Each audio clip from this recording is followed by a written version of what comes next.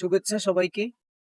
প্রিয় দর্শক, সম্প্রতি বাংলাদেশ অন্তর্বর্তী সরকারের স্বরাষ্ট্র উপদেষ্টা জনাব জাহাঙ্গীর আলম একটি কাঁঠাল পাতা তত্ত্ব প্রস্তাব করেছেন।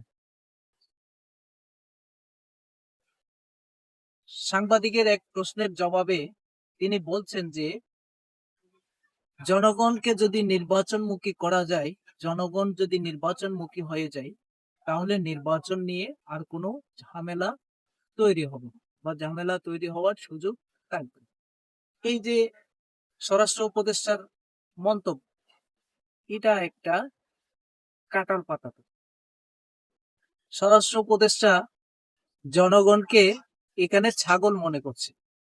জনগণের সামনে নির্বাচন নামক একটা কাঁঠালের ডাল ঝুলিয়ে রাখলাম, জনগণ সেই কাঁঠাল পাতা নিয়ে বা সেই ডালের কাঁঠাল পাতা নিয়ে কাড়াকাড়ি করলো, আর সরকারও নির্বিঘ্নে একটা নির্বাচন করে ফেলে। প্রিয় দর্শক, এই যে জাহাঙ্গীর আলমের কথাটা কতটা সমস্যা। আপনি আওয়ামী লীগকে নির্বাচনে অংশগ্রহণ করতে দিচ্ছেন না, এরপরে জাতীয় পার্টি নির্বাচনে অংশগ্রহণ করতে পারছে কিনা কিংবা তারা অবাধ পরিবেশ পাচ্ছে কিনা এটাও নিশ্চিত না। এরপরে আওয়ামী লীগের যারা জোটবদ্ধ শরিক ছিল তারাও নির্বাচনে অংশগ্রহণ করতে পারবে কিনা এখনো নিশ্চিত না। এবং আওয়ামী লীগ সহ জাতীয় পার্টি এবং আওয়ামী লীগের যেসব আওয়ামী লীগের সাথে জোটবদ্ধ যেসব শরিক দল ছিল তাদের অনেক নেতাও জেলখানায় বন্দী। তাদের বিরুদ্ধে প্রহসনমূলক বিচার চলছে বা তাদের বিরুদ্ধে মিথ্যা খুনের অভিযোগ সহ গুম খুনের অনেক অভিযোগ আনা হয়েছে।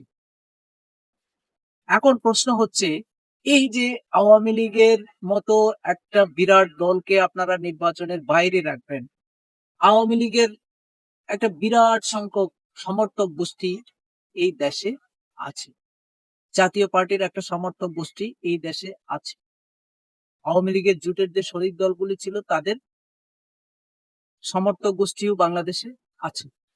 তাহলে এই যে বিরাট সংখ্যক জনগণকে বা রাজনৈতিক দলের সমর্থক গোষ্ঠীকে রাজনীতির বাইরে রেখে বা নির্বাচনের বাইরে রেখে একটা প্রহসনমূলক নির্বাচনের মাধ্যমে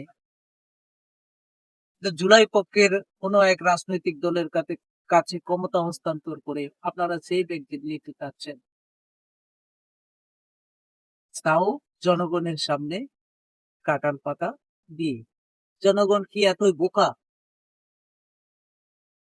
যেখানে জনগণের একটা বিরাট অংশ এখন আওয়ামী লীগের অংশগ্রহণ চাচ্ছে নির্বাচনে, সেখানে আপনি জনগণের সামনে নির্বাচনের মতো একটা কাঁঠাল পাতার ডাল ঝুলিয়ে দিয়ে কিভাবে ভাবলেন যে শান্তিপূর্ণ পরিবেশে নির্বাচন করবেন?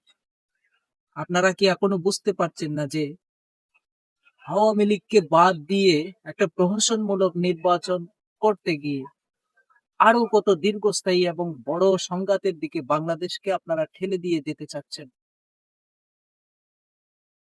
প্রিয় দর্শক, এই যে কাঁঠাল পাতা তত্ত্ব বা কাঁঠাল পাতা তত্ত্বের নির্বাচন বা এই যে স্বরাষ্ট্র উপদেষ্টার কাঁঠাল পাতা তত্ত্বীয় নির্বাচনী মন্তব্য, এটা কতটুকু সফল হওয়া সম্ভব?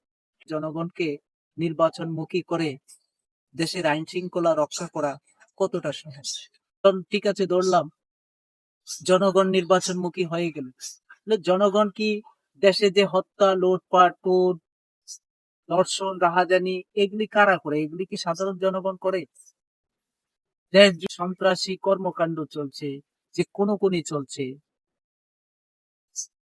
সেই সন্ত্রাসীরা যারা সন্ত্রাসের রাজত্ব কায়েম করার জন্য বসে আছে, তারা কি এই সুযোগ নিবে না? নির্বাচনে অস্থিরতার সুযোগ তারা কি নিবে না? স্বরাষ্ট্র উপদেষ্টার এই কাঁঠাল পাতা তথ্য দিয়ে আসলে কতটুকু সম্ভব দেশের আইন শৃঙ্খলা নিয়ন্ত্রণে? আজকের মতো এটুকুই। সবাই ভালো থাকুন, সুস্থ থাকুন। ধন্যবাদ।